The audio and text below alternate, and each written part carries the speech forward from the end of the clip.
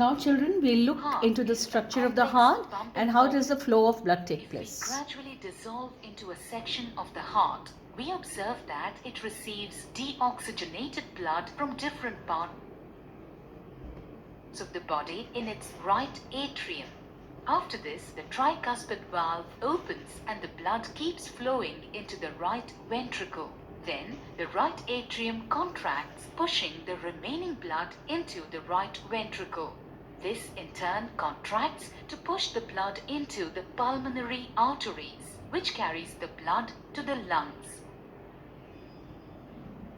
The pulmonary vein brings back oxygenated blood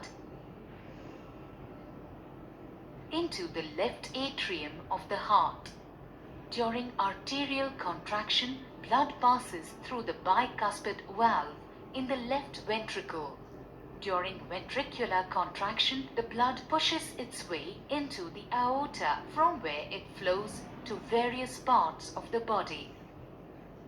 The heart muscles continuously generate impulses which cause the rhythmic contraction and relaxation of atria and ventricles. These impulses are generated by sinoatrial and oriventricular node. Inside the heart, the blood flows in a specific direction. Contraction of the atria is called atrial systole. At this time, the ventricles are in diastole. Then the ventricles contract. It is known as ventricular systole, and atria are in diastole.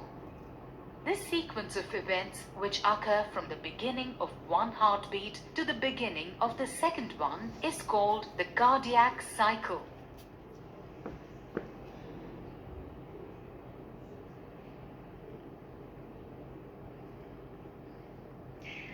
Okay children, just now you saw the functioning of the heart. How does the flow of blood happens?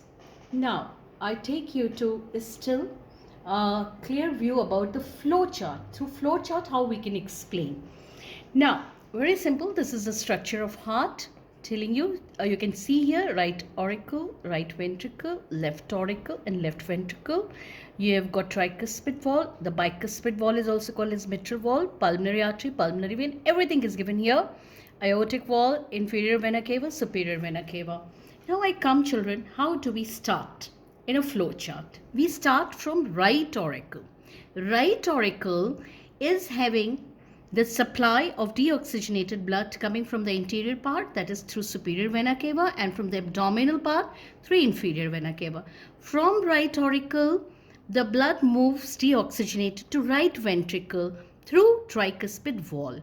From right ventricle, it moves on to the pulmonary valve, and pulmonary valve is taking the blood into the pulmonary artery. Where? To the lungs. For what? For oxygenation. After oxygenation, the blood comes into the left atrium through pulmonary vein. I can say here is the pulmonary artery, one step missed here. You can make another box here and can write pulmonary artery. For pulmonary vein, artery is here. After the lungs, you should put another box and write here pulmonary vein. From pulmonary vein to the left atrium, from left atrium to bicuspid valve is mitral valve is present here, into the left ventricle, and from left ventricle into the aorta. From left ventricle you can see it is moving on to the aorta. It's having the branches up, and यहाँ पीछे से ये loop लेता हुआ नीचे आ जाता है. This is all about, in nutshell, the flow chart of the circulation of the blood happening in the heart. Another flow chart, both of them carries the same meaning. Is still, you can make a box, a square box, divide it into 4 equal parts. Right auricle, right ventricle, right here tricuspid valve. Then you have got left auricle, left ventricle, bicuspid valve.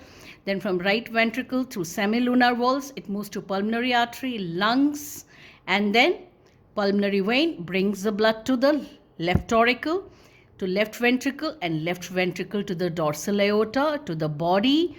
And this is AP vena cava. What do you mean by AP? A is for anterior parts of the body and P is for posterior parts of the body. and from here blood once again comes back to the right auricle. So we can see here, children, that we have a clear flow of the blood happening in two loops, of one having the oxygenated and the other deoxygenated. So we studied also about that there are two nodes which are present, one in the auricle called as sino-auricular node, which helps in the diastolic movement of the contraction of the auricles, and then AV nodes which help in the movement of the contraction of the ventricles. Now, after this, I would like you to take to something important to tell you other than what is there in the NCERT textbook. About the formation of blood, there is a terminology which you will come across, that is hematopoiesis. What is hematopoiesis? The continuous process of blood cell formation is called hematopoiesis, and this takes place in the hematopoietic tissues. Now, where are these tissues located? In the developing embryo, they are located at the site of the blood formation is the yolk sac. Later in the embryonic life, the liver becomes the most important RBC forming organ. But soon in the adults, it is succeeded by the bone marrow. So you must have heard that, when anybody suffers from a blood cancer, then you have to go for a bone marrow transplant. Why bone marrow transplant? Because some defective mechanism has resulted in which the defective RBCs are resulting in the defective, I can say, not carrying out their function, and as a result the blood cancer. Now they get deformed and they're not able to carry. So in that case, the bone marrow is transplanted from a donor into the bones of a diseased person. In the adult, the bone marrow produces almost all of the RBCs, 60 to 70% of the white blood cells, and all of the blood platelets. After this, there arises a very simple question that in a normal adult, the rate of blood cell formation is how much? How much does it make? A typical prediction might average somewhere around 200 billion RBCs per day, 10 billion WBCs per day, and 400 billion platelets per day. So this is a very important insight into about the blood, that how does the formation happens and what a big number we have got. I also come to another part of, since we are studying about the heart, that what is a cardio heart disease? You must have heard about it.